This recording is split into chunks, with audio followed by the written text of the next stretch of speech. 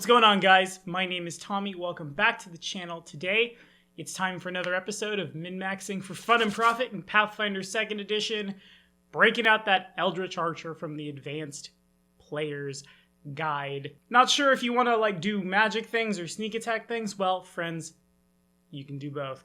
If you're liking what you're seeing, remember you can like, subscribe, and ding the bell for more stuff. Yeah, it's a little harder to hide Achilles, so you're probably going to hear him on videos again. Fun. Remember that patronage at any tier gets you access to a Google Sheet that this character is rolled up on. And at higher tiers, you can come play this with us. Now, let's hit it. Okay, I'm going to just dive straight into this one. No need for preamble, no need for shenanigans. This build is very, what you see is what you get. Our goal here is to deliver a lot of pain in a single, probably, hopefully, most often, critting shot, as well as having some other side effects that we can use to just make people die really, really quickly. I may or may not have combined 4 different things into one actual build here, and so it got really, really tight, really, really quickly, but, I mean, hey, still works. Today, for our Ancestry, we will be playing in a Murrin. Should have the Ancestry anthology for that out sometime middle of next week, probably. For our background, choose anything with dexterity and charisma as the buffs. Our primary class today will be a rogue, and our racket will be the Eldritch Trickster. We're still going to buff out our dexterity, but choose a multi-class archetype that has a basic, expert, and master spellcasting feat. You gain that archetype's dedication feat as a bonus feat, even though you don't hit the level prereq. So we're kind of like an ancient elf in that regard, which is kind of cool. Though you must meet the other prereqs. For you, Magical Trickster has a prerequisite of 2nd instead of 4th. Went back and forth on this one for a long time. There's a lot of great ways you could go with this, but I ended up choosing Sorcerer for the Arcane tradition, and presumably the Draconic bloodline. It doesn't super matter what bloodline, and more will be released. We just want access to the arcane spell list. Our starting ability scores are a strength of 12, because we're going to want to do a little bit of damage with that composite shortbow of ours. A dex of 18, for better hitting them with said shortbow. A constitution of 10, an intelligence of 10, a wisdom of 10, and a charisma, our casting stat, of 16. For our class feats, out the gate we will take your next. Really the one that works the best for us, I think. As a reaction, when you reduce an enemy to 0 HP, something I think we will be doing quite a lot, after downing a foe, you menacingly remind another foe that you're coming after them next. Attempted intimidation check with a +2 circumstance bonus to demoralize a single creature that you can see and that can see you. If you're legendary, it's a free action.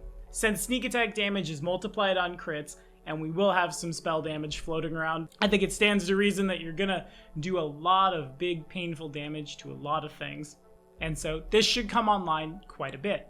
It's also worth noting here that sneak attack requires us to strike a creature that has the flat-footed condition with an agile or finesse melee weapon, an agile or finesse unarmed attack, or a ranged weapon attack. But there's no longer that within 30 feet clause, which is dope. Sneak attack from farther away from the max range increment of a shortbow, double what we're used to sneak attacking from, is just real nice. We will indeed be taking Magical Trickster as our next feat. When you succeeded a spell attack roll against a flat-footed foe's AC and the spell deals damage, you can add your sneak attack to the damage roll. Pretty simple on that front. I don't know exactly how often we will use this. This is not really what our combat turn wants to look like, but in low-level play, or up against things that might have a weakness to certain elemental damage, yeah, no, why not? Next, we'll start diving into our sorcerer feats. Really, this build almost was a human, just so we could chug through all these archetypes to get to the next one as fast as possible.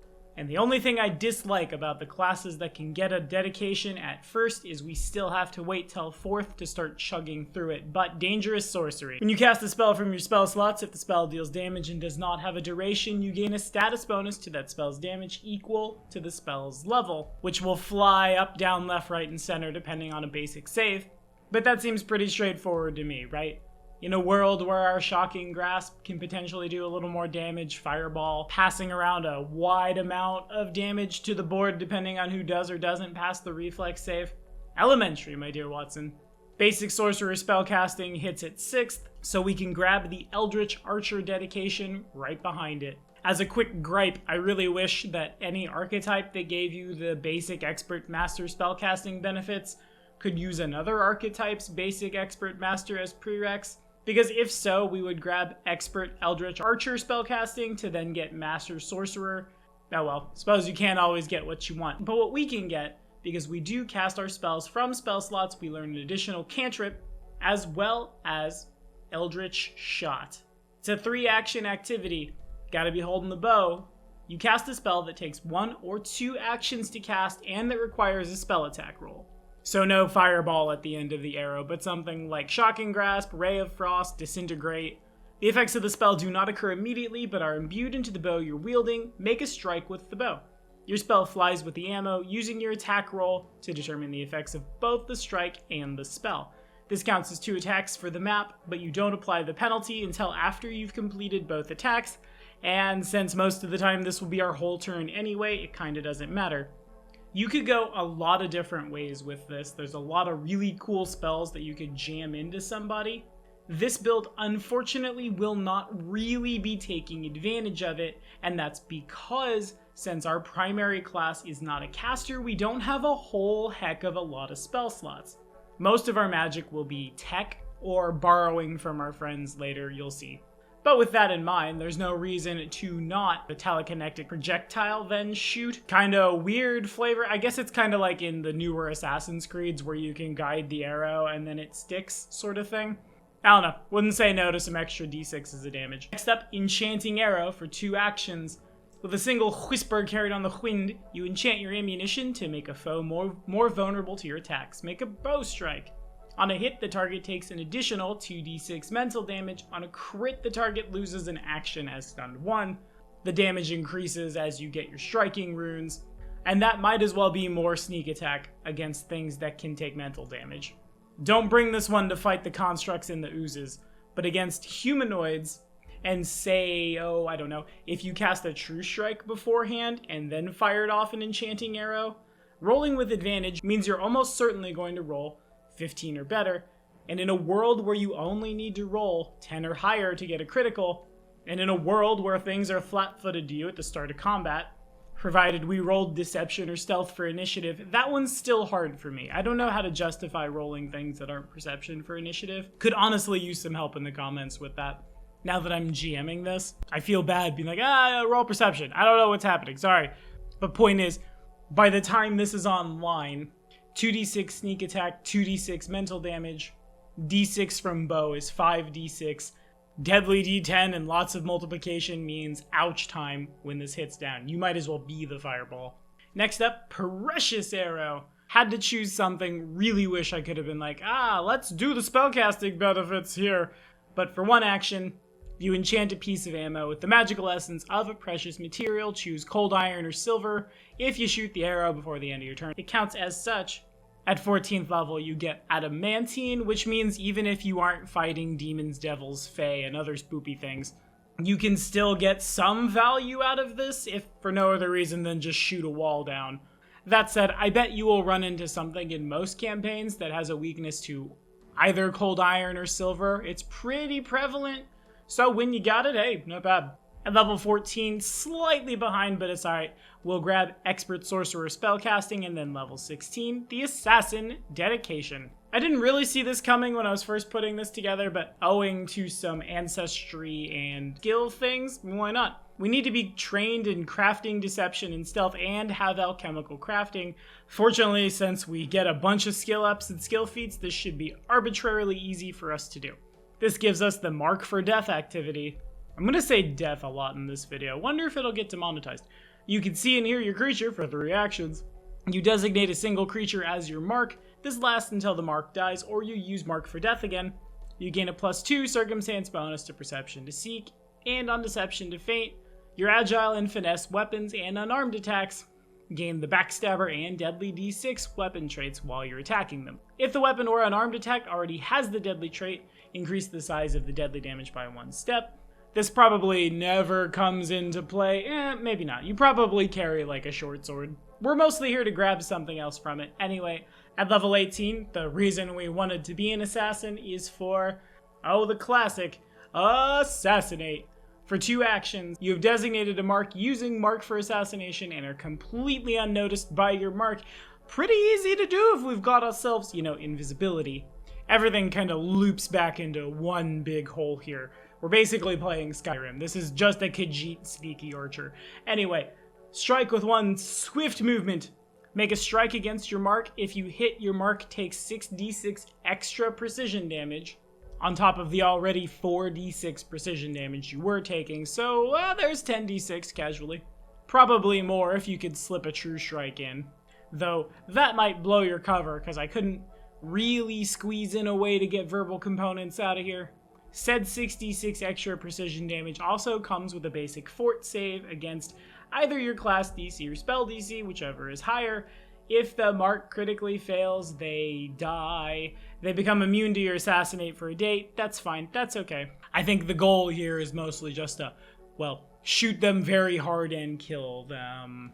That damage gets explosive real quick. The second way is coming on from the Eldritch Archer, our final feat, Arrow of Death. Once per day, make a bow strike. On a hit, you deal an additional 10d10 precision damage on top of other precision damage sources, magic, and so on. On a critical hit, the target must also fort save against your class DC yourself, whichever is higher, or be immediately slain, or just take a boatload of damage. A lot of the Eldritch Archers I think people are picturing are doing their damage with like Shocking Grasp plus Arrow or Disintegrate plus Arrow, which we'll talk about. That's cool. But I think these are how we're opening a lot of our combats. Try to assassinate somebody, do a bunch of damage. Next turn, Arrow of Death them, do a bunch of more damage. Pew, pew, pew. Only going to talk about 2 skill feats today. Foil Senses is just a huge one for us. We're going to need it because you never know who does or doesn't have Tremor Sense, Blind Sense, Scent, things like that. A lot of our power is shut off if they can find us in invisibility. We don't want that. But what we do want is Scare to Death. Why not? Let's do more. For 1 action, make an Intimidate check against the will DC of a living creature within 30 feet that you can sense or observe and who can sense or observe you. Worst case scenario, it's a debuff. Best case scenario, they die. For the Ancestry feats, which will explain why I wanted to do this, and really I was hoping I could get the Amurin Ancestry Anthology video out before this, but Cat's Luck because it's good, Expanded Luck because it's good, Shared Luck because it's good. We like rerolls. We also really like it when they have to reroll. This build is kind of held together on Black Cat Curse. Once per day, a creature within 30 feet that you could see would succeed at a save. You hiss a spiteful curse at a creature, and they have to reroll and use the worst. That means they have a 51% chance of rolling 5 or less, which makes them all the more likely to, critically fail against a death effect and eat it. You'll love to see it. For the general feats, it's Incredible Initiative, Go First, Hit the Flat-Footed, Toughness and Die Hard, because our con doesn't ever really go up, and I don't want you to die. Canny Acumen for our worst save. True Perception, why not have True Seeing? Anyway, before we sign off today, gonna talk about our key spells that make us super good at stuff, and we got a couple of items we should bring up too. First and foremost, bread and butter, Invisibility. For 2 actions, it's a 2nd level spell, probably a spell you want to choose as signature just so we have more of them. Cloaked in illusion, the target becomes invisible. This makes it undetected to all creatures, though the creatures can attempt to find it, making it hidden to them instead. If the target uses a hostile action, the spell ends, but at 4th level, it's a minute of, at best, folks you're hidden from, folks you're flat-footed to, 50% miss chance, and you're gonna sneak attack. True Strike, of course, another one we're going to want to set as a signature spell. Remember, even though this spell doesn't have extra effects from a higher level spell slot, you can still use a higher level spell slot to cast it. Rolling with advantage for 1 action, always good. Now, I think a lot of our spell slots are gonna want to be eaten up by those 2 spells, but also probably some damage is neat. Shocking Grasp, make a melee spell attack roll, or for us, shoot someone. On a hit, the target takes 2d12 electricity damage. If they're wearing metal armor or are made of metal, you get a +1 to attack roll with it, and they take persistent electricity.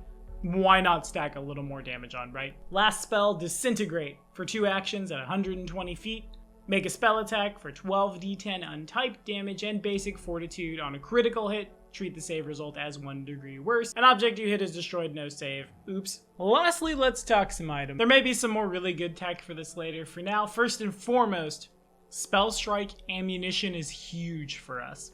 You activate Spell Strike ammunition by casting a spell into the ammunition. The spell must be of a spell level the ammunition can hold. The spell must be able to target a creature other than the caster.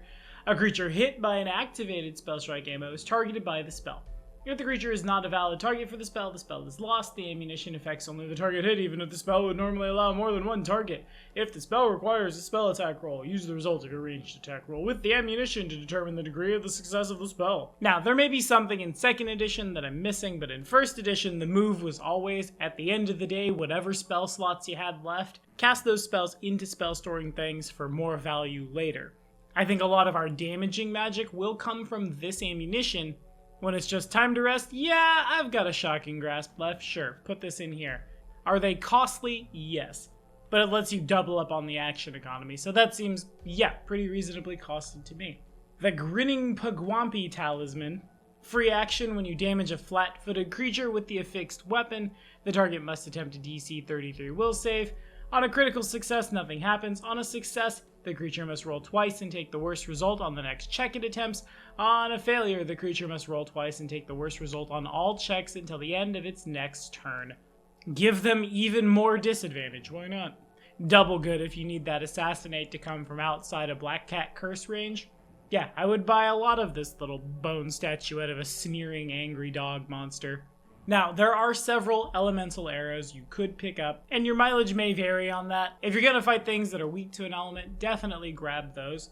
Penetrating ammo, when you activate and shoot penetrating ammunition for 1 interact, the strike takes the shape of a 60-foot line originating from you. Roll 1 attack roll and compare the result to the armor class of each target in the line. The ammunition ignores up to 10 of a target's resistance, and it can penetrate walls up to a foot thick with hardness 10 or less, lol. Each target that takes damage from the ammo also takes a d6 of persistent bleed. If you roll a 20, you improve your degree of success only against the first target in the line, but you can still score critical hits on other targets if your result beats their AC by 10 or more. Lots of sneak attack to lots of dudes. Easy peasy, am I right? Anyway, that's all the time I have for this one. Go throw sneak attack at the board, kids. It looks like a lot of fun. Got a great idea for the next one. Let's optimize around how many different pets we can have on the board. Menagerie Warden, go. Beastmasters, Familiar Masters, all the pets, oh my. I'll see y'all next time.